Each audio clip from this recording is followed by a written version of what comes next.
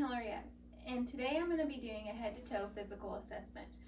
Before I would go in and see the patient, I would have reviewed the charts and noted the patient's vital signs, current height and weight, and BMI, and compared them to the patient's last visit and make sure they're in alignment with the patient. Upon entering the room with the patient, I would wash my hands and introduce myself. Hi, I'm Hillary. I'm going to be doing a head-to-toe assessment on you today. Okay. I would then start by taking a general survey of the patient as I walk in, noticing hygiene, how the patient is dressed, note the hair, the skin, and the nails, and then all of that looks normal right now. Then I would start by palpating the head and ask for tenderness. Is there any tenderness there? No. Okay, so then I would palpate the frontal and maxillary sinuses. Then also while I'm palpating, I could go ahead and palpate for the lymph nodes. So the pre and post ocular, the tonsillar, submental, submandibular, and the occipital. Then I could ask the patient I could test the temporal jugular joint. Can you open your mouth for me? Perfect, no popping, so that's a normal finding. Back to the lymph nodes, none were palpable, and that was also a normal finding. Next, I'm gonna go to the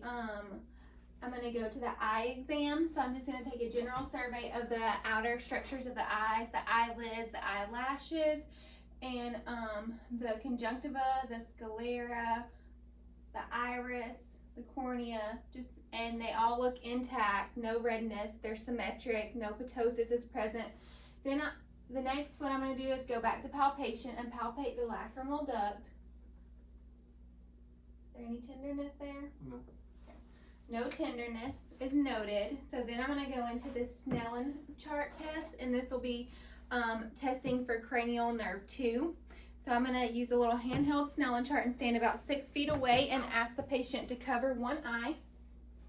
And can you read the smallest line that you can read fully? CFDHJ. Okay.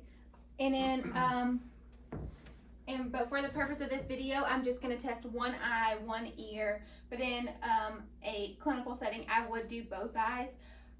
For his results on the Snellen chart, you have 20/25 vision. So I would refer him to get an eye exam. After that, I would ask the patient to raise their eyebrows, puff out their cheeks, smile, and this is going to be testing for cranial nerves 3, 4, and 6.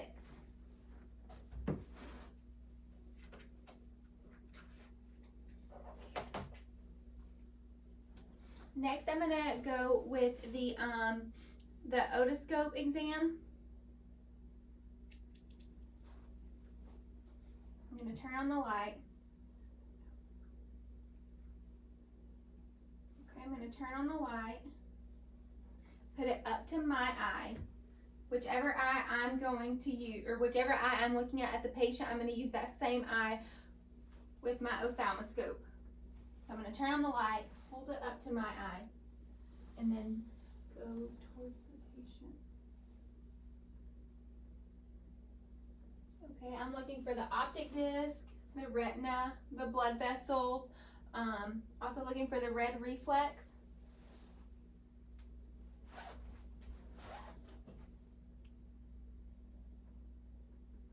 Okay. While I'm doing the eye exam, I'm going to use a pen light to test for accommodation in the corneal reflex.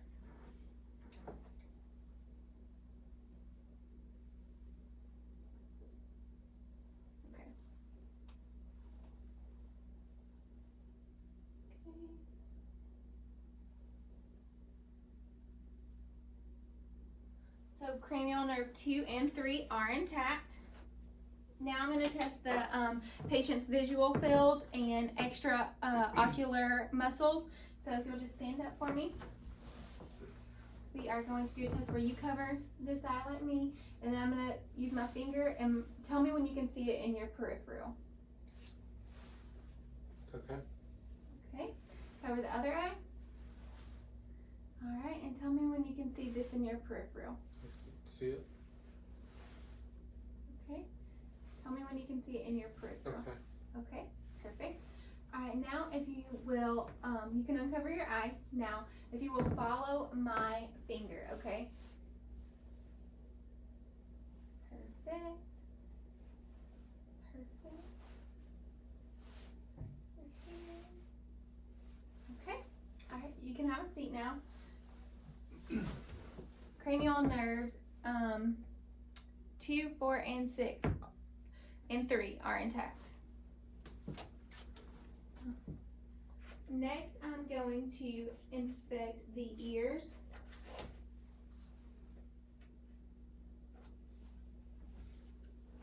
I'm going to just take a look. I'm going to palpate and inspect the auricle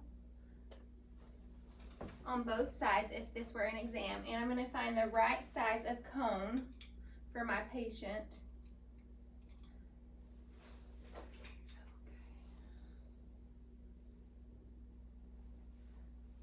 Right. I'm just going to look in here. I'm looking for the cone of light.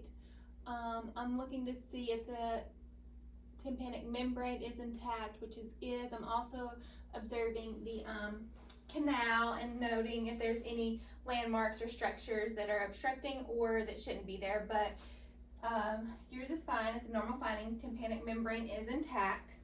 So now we're going to test cranial nerve 8, and we're going to do that a few different ways, but the first way is going to be the whisper test. I am going to stand about 1 to 2 feet away, whisper 2 words, and see if the patient can repeat the correct words back to me. 1, 2. Okay. In a clinical setting, I would do the other ear and test for differences. Now I'm going to go to the Weber test, and the Weber test is where I'm going to strike a tuning fork and place it in the midline of the patient's scalp, and this is to test for lateralization. Can you hear this in both ears? Mm-hmm. Yes. Okay. Hearing is equal in both ears, and that is a normal finding for a Weber test. Next, I'm going to do the Rhine test, and that test for air and bone conduction. I'm going to strike the tuning fork. Tell me when you stop hearing. Stop. Okay. Tell me when you stop hearing. Stop. Okay. Air conduction is longer than bone conduction, and that is a normal finding. So, cranial nerve 8 is intact. Next, I'm going to inspect the nose. So, first I'm going to just do a general survey of it. Maybe palpate the nose. Nose is intact. Now I'm going to examine it with a light. Turbines are pink and moist. Septum is midline. It is not deviated. And both are patent, and the mucosa is pink and moist. Next, I'm going to go to the throat, and I'm just going to use my light to look at the throat. So first, though, I'm assessing for the lips, the skin around it, to see if there are any sores, any lesions. Then I'm going to ask the patient, will you open your mouth? Okay, I'm looking at the tongue, the teeth, making sure the tongue has a normal finding, everything's normal, no cavities, no fillings. Can you stick your tongue out and say ah? I can see uvula movement. If I was in a clinical setting, I would press down with a wooden spoon to get a better visual of that in the throat, and I would also look for the at the pharynx. So, but for that, the movement of the tongue and the movement of the uvula, I've tested cranial nerves 9 and 10, and they are both intact. And also throughout my head and inspection, I was listening to the voice and articulation, and that's gonna test cranial nerves 5, 7, 10, 11, and 12. Well, I'm about to test cranial nerve 12. Can you shrug your shoulders for me? Okay. All right. Now if you'll just push, can you push against this? Perfect. And the other way. Okay. And then on to our neck assessment. I'm looking at the neck. The neck from the outside is free of lesions, free of rashes. There's no redness. It looks symmetrical, but I'm actually going to palpate and see if there's any tenderness, and then displace the trachea first to the right and then to the left. And then I'm going to go behind the patient and ask the patient to swallow so I can palpate the thyroid. Swallow for me. Perfect. Is there any tenderness there? No. Okay. All normal findings. Next, I am going to go into the cardiovascular part of the examination. So I wanted to be noted that the cardiovascular examination can be done in either a left lying position, a supine position, or a seated position. For the purpose of this examination, I will do everything seated, but if it is meant to be done in supine, I will just say that this is supposed to be done supine. I would first, I'm going to look at I'm going to palpate and listen to the carotid artery one at a time.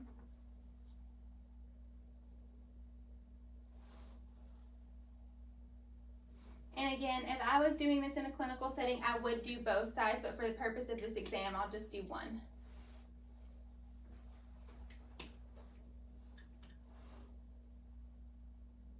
I'm listening to the carotid with the diaphragm, and then I'm going to listen to the carotid with the bell. Okay. Normal rate and rhythm. Now I'm actually going to, if he was supine, I would inspect the chest for heaves, thrills, or pulsations. Also, if he were supine and I had a table, I could inspect the internal jugular vein and monitor for pulsations as well. But from the outside with him sitting, I'm just going to inspect the external jugular vein. And there's no distension, so that is a normal finding. Then I would go into auscultating the heart sounds. I'm going to start with the aortic.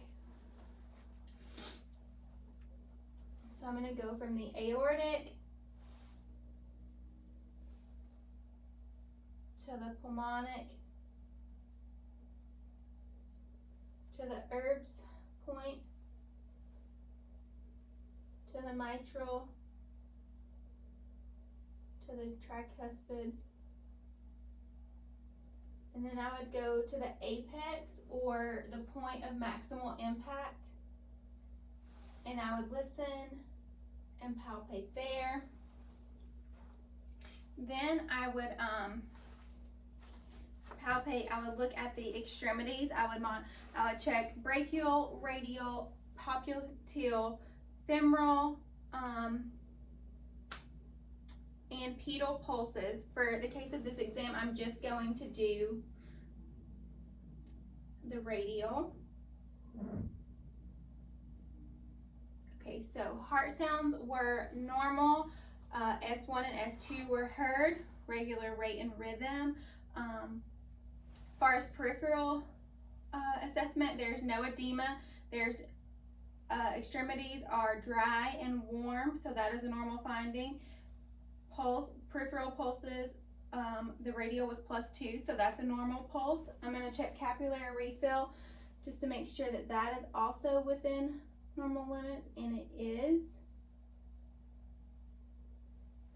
Next, I am going to do an abdominal exam. For this part, it would be better if the patient was laying down. So in a clinical setting, I would have my patient supine, and I would lift up the shirt. I would look at the contour of the stomach. I would look at the umbilicus. I would look at the skin color, the texture of the skin, and if there were any visible palpations.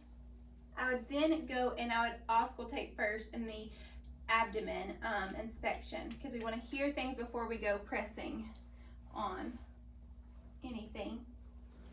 I'm going to listen in all 4 quadrants.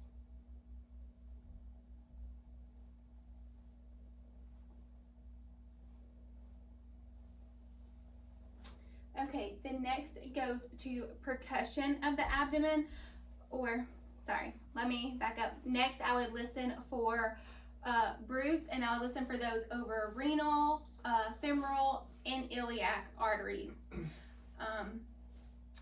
Then I would go into percussion and palpation, and if I were doing this in a clinical setting, not for this, I would also palpate inguinal nodes and see if those were tender or palpable. So for this exam, the next part, I am going to palpate the stomach and do a little percussion.